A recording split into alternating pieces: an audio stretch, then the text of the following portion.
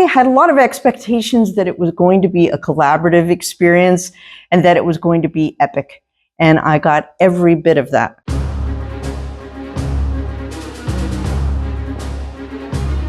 Hey, it's Guy here from Guide Adventures. We continue with my review of D&D in a Castle, the Darkmoor campaign. Last week, we looked at what the Storm group did. This week, we look at what the Iron Thorns brought to the table and how it changed everything. And boy, did it change everything. So, this Star Trek character. You had mentioned, gee, we both like Star Trek. We can put Star Trek in jokes. And I'm like, well, why do they have to be Star Trek in jokes? What if the character somehow came from the Star Trek universe? And my mind exploded. I'm like, well, how could this happen? And so I worked out a way that, the character could have been from the Deep Space Nine part of the franchise. There were elements woven in surprising ways. Some of the notes that we would pick up would mention things from the franchise, and I would be like, well, gee, is that a spelling error? Is that intentional? Did you just pull that out? And so I was just building them up. I missed a few. And then we started hearing things that didn't make sense in game. So I would follow up questions. One big clue I completely missed. And then in the after credit sequence, things happened. So it was awesome. Oh, the adventure had twists and turns. I knew that it would be an epic adventure. There would be some important thing to overcome, but I had no idea that there would be little eddies of this incredible river. My character had a backstory that allowed her to have a single rival, which I thought was amazing. So here was this backstory of enormous armies, and yet she had time to have a little rival on the side. And I loved that. So it was epic and yet intimate. Better than many of the games I've played over 40 years. It was a wonderful narrative arc that was certainly cogent. And I believe all of the players' stories sort of melded together wonderfully to make a overall mosaic. Everybody's backstory was incorporated in the story. Everybody got the chance to shine, which made it even better, to be honest. When I heard the character's idea for being based in the Star Trek universe, my initial reaction was no, I cannot reconcile these two different genres together. Personally, am I a huge fan of this kind of stuff? I'm not a cross-genre kind of person. Those were my initial reactions. But the more I thought about it, the more I realized this was a significant challenge. And what a challenge it turned out to be. How could I do it so that this player had the joy of having a Star Trek background, being stuck in a fantasy environment, and not ruin it for other players where they go, oh wait, this is a Star Trek holodeck simulation, this is a Star Trek thing going on. I didn't want to do that either. So it was a wonderful, wonderful test of balancing. And so this became one of the long backstories that kind of peeked in and out every now and again. So their adventure was already skewing. It played out very, very differently. The party did not abandon their convoy. Up until the point that they abandoned their convoy to be attacked and annihilated by 20 wyverns. They made it 15 in the end, so they did help, but not by much. They then went on their wonderful adventure. The swamp wasn't helping them, so they had to struggle to get across the swamp. They got to the castle, and then they decided that instead of going through the top of the castle down, that they would start at the bottom of the castle and go up. This was interesting, because, well, let's just say one of the characters discovered the portal to the Terresk and went through. The rest didn't. So I had one player fighting against a Terresk, which was a lot of fun. And one of the joys that I have of playing at D&D in a Castle is that I was able to send a WhatsApp to the D&D Castle staff and say, please set up an astral plane with one by Terresk and one by portal. I have a player coming down shortly and they're going to experience stuff away from the party. And it was set up when the player's turn came up. I went, right, you and me are going for a walk. We walked down into the next room, walked in, and boom, there is this astral plane with this giant Tarescan limbo and our poor player having to survive on their own, which they did because of their build. If it had been any of the other characters, they would have died instantaneously. This particular build allowed the character to run 180 feet, which got them out of the distance of the Tarescan into the portal, and it was all good and safe and fine, thank you very much. The party did rebuild the castle. They realized what was going on, and they didn't have the librarian screwing around with them. There was none of that kind of stuff going on. That politics wasn't there. The Feywild was doing some weird and wonderful stuff. They eventually ran through where they had airship support and they went and launched an assault against these poor dragons. They caused disruption amongst the dragon ranks. That dragon army got within a couple of days of the castle that they had now rebuilt, thankfully using the cards that I had designed for the castle, so I was quite happy to see that. And the army had to disperse. There was no reason for it to stay together. So they won triumphantly, and then they all performed the rite, which shut down the portal, sealing the Tarrasque away forever, and had a very successful conclusion. And then the Star Trek character at the very end, after the credits rolling sequence, which is after official play is over, we just do a little recap of what happens to your character next type of thing, which is a narrative-only time, and at the very end, the Star Trek character discovers that this was all created by Q. To give us a little bit of context, here are my players. We decided we had priorities. I think we were a little bit more intrigued with the mystery and finding out how to solve the bigger cataclysmic problem than we were opening the crypt that might have had a vampire in it. It sounded like it was probably going to end in sort of a big clash between armies. I didn't expect us to sort of strike a truce with the dragon army and sort of send them packing early, but it was a joyous, unexpected twist. It was expected that it was going to be a great game, and it really was an awesome game. I think that the actual storyline and all that, it was what I expected, but in an unexpected way. And I think that was very enjoyable because it kept me still on my toes and thinking about, like, you know, how does this play further on? I was expecting to spend a lot more dungeon driving, and I'm kind of glad that we didn't. My husband and I actually this morning, he was like, "It sounds like you fought a dragon." I wasn't expecting you to fight a dragon. I'm like, I don't care. It was fun. We all knew that that death was around the corner. The DM, you know, just couldn't seem to roll anything above a 10. My group was fantastic. They were very well-rounded, and they certainly made up for all the shortcomings I brought to the table. A lot of interesting, somewhat unexpected developments because we were stuck between several factions, and that also gave a lot of opportunities for us to run amok, which we did, and mess up other people's plans, which is always fun. I'm not sure there was a point where I thought we were going to make it overall in the campaign. We, from the second combat, where we very nearly antagonized 24 wyverns, to my character made the, frankly, arc-defining choice to teleport into a portal on an intelligence gathering mission to figure out what this monster was that was captured there. Did discover what the monster was, which is to say a Tarrasque with lightning projection, and that did not seem achievable for us in any sense. And so, there were many times where we were a single die roll or so away from catastrophe. We met a vampire. I thought, oh, we're done. We met an undead beholder. Oh, we're definitely done. Then to top that off, we had 2 dragons at once, and we somehow survived all of them. And it was because of the cooperation of the group and because of clever planning, which I didn't anticipate that at all. That normally I've been in campaigns where bad things happen and everybody's just improvising. This was at least 2 experiences where the party thought of a plan, we prepared an area, we controlled the battlefield, and we succeeded because of that. And that scope, I think, is something I haven't ever experienced before in a D&D game. This Tarrasque portal thing, where did it come from? Because both groups had just a vast amount of historical referencing backwards and forwards, all of them seemed to have this link to the past somehow. It was really, really, really strong. I decided that what was under the castle needed to have more significance. It needed to be more of a riddle.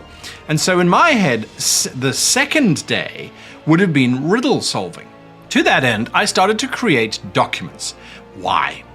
Giving the players a actual riddle, one riddle, is not going to work, in my opinion. If the players can't figure it out, it's frustrating and it becomes a single roll, and that's very boring. Giving them an info dump of history skill and history rolls is also particularly dull, especially if you want to give out some more information as the characters learn stuff and that sort of thing. So I turned to documents because I could make them and release them out as the players discover locations where these documents are hidden. It gives them a bit of a treasure hunt, it gives them that immediate reward of getting something, and then it gives them a physical prop to hold on to as well. Why not? I built this giant castle, I might as well have built the props too. So I started to create documents, and I worked out this timeline of about 12,000 years, where the first elves imprisoned the Taresk. Then the next Empire of the Elves accidentally removed the thing that kept the Taresk asleep. Then another group came in, this time a vampire, trying to figure out what this thing was that was trapped in this portal and could he use it to help bring about a vampire empire. Well, sadly, he was taken out by some druids. The druids tried to seal the whole thing, but they just couldn't do it because they were kicked out by a king who didn't like the idea of a druid conclave owning a citadel. The king came in, took over the castle, didn't do any research whatsoever, but did hire someone to come in and do research. That someone eventually took over the castle itself and was trying to revive and figure out exactly what was going on. That person communicated with another person, Lady Gavanen, and she eventually took over the castle and was desperately trying to figure out what was underneath the castle. Nobody had remembered or knew by this stage. So I had all of these wonderful letters. Some were written to lovers, some were written to friends, some were just reports from the police going, well, this thing was stolen the other night. We don't know what it is, but it's shaped like this and this is a symbol. So I was creating imagery to link back to things and to tie things in together. It was so much fun. And I spent a lot of time choosing fonts to try and make each era look different. And then I spent a lot of time working physically on the documents to make each document look as if it was from a different source as well. Some were pages torn from a book. Some were a simple scrunch-up technique. Some were I chewed on them to make them look more like they'd been carried by animal messenger for like the druid stuff. I had a lot of fun. The players started to collect these things in random order, and my oh my, did it keep them busy for 3 days. They absolutely loved them. I did make it absolutely clear to both groups that as they were given the page, there was no hidden clue, there was no mathematical formula, they didn't need to take the first word of every page and put it together. I'm not smart enough to do that kind of stuff. This was the message is what it is, and the information contained therein is giving you the history. It's giving you the lessons. Well, my character had a particular affinity for documents, and that does reflect me as a player who has an affinity for documents and mysteries. We routinely found intelligence documents about the history of the location, the goals of the factions. There were symbols to be decoded, and there were timelines to be unraveled, secret phrases to definitely not chant out loud, and so many things that one of the things I think is subtle, but it made a big difference is.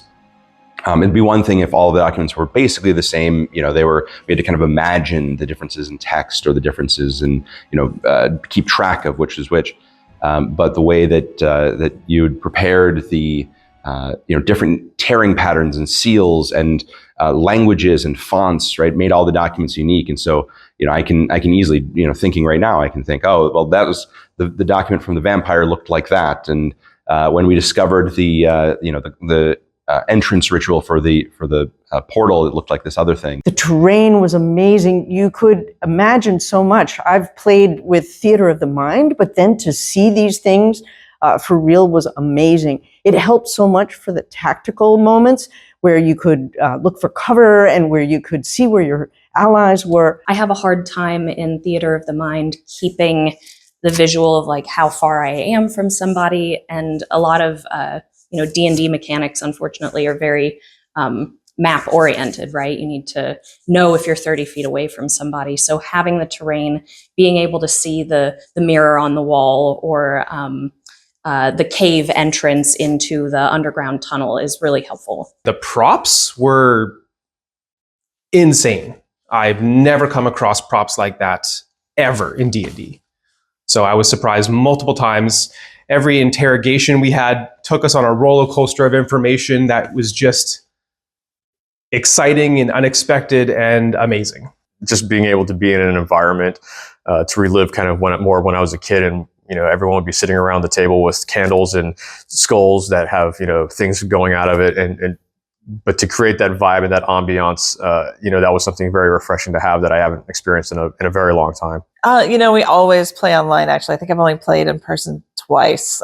So this is my first mini. This is not my first set, but it was amazing. It was really fun to move things around. I get a little distracted playing online with all the different screens that I have to have open. So it was a bit of a relief this time to be able to focus more on the story and the interactions with the other players. Everybody seemed to absolutely love them, and I think a lot of folks took them home as mementos. As another aside, because I feel like I have to mention it, one of the players at my game is part of a group that are responsible for infinitestories.com.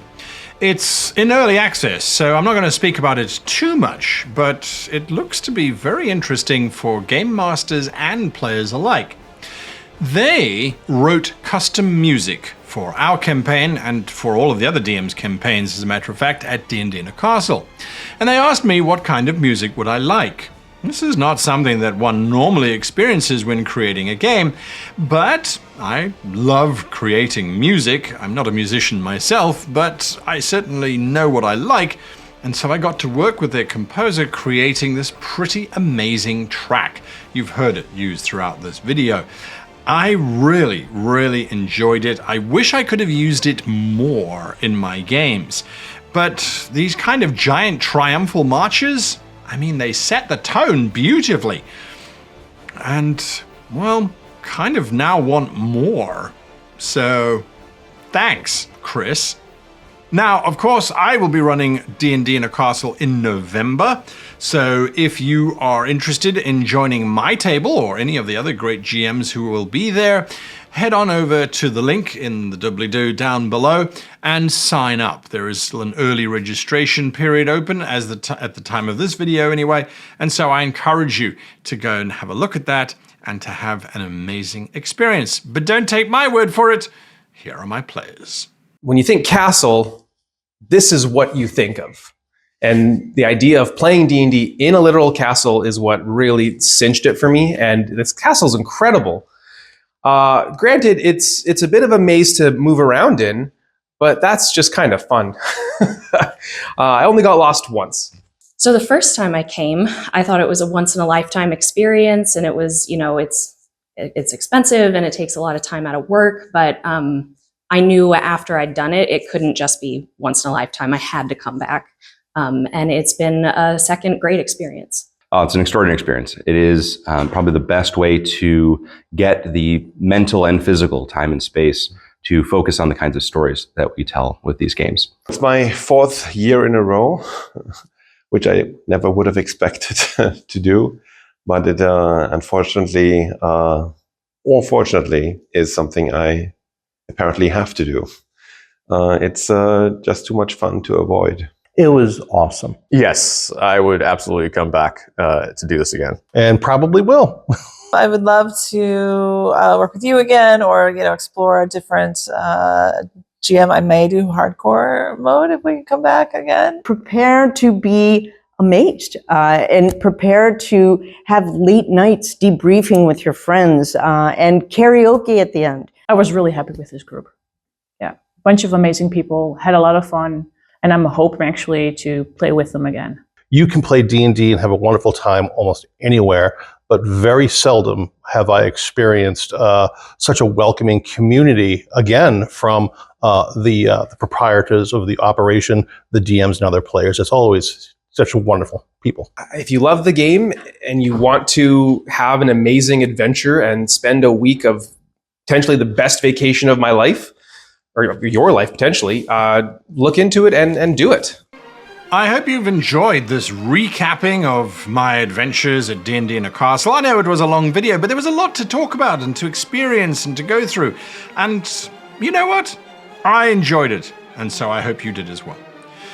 Next week, we will be launching our next Guide to Adventures location, and it is not the Poison Garden, as I had hoped it would be. It turns out there's this thing called winter and spring, and flowers only grow during certain periods, and apparently they just hadn't grown by the time that I got there. So I will try and return sometime in the future. This meant I had to turn my attention somewhere else. And, well, to be perfectly honest with you, it was right under my nose. And I thought, why not? So next week, we are going to learn how to kill a king. Until next time, I wish you and yours the happiest of adventure creation.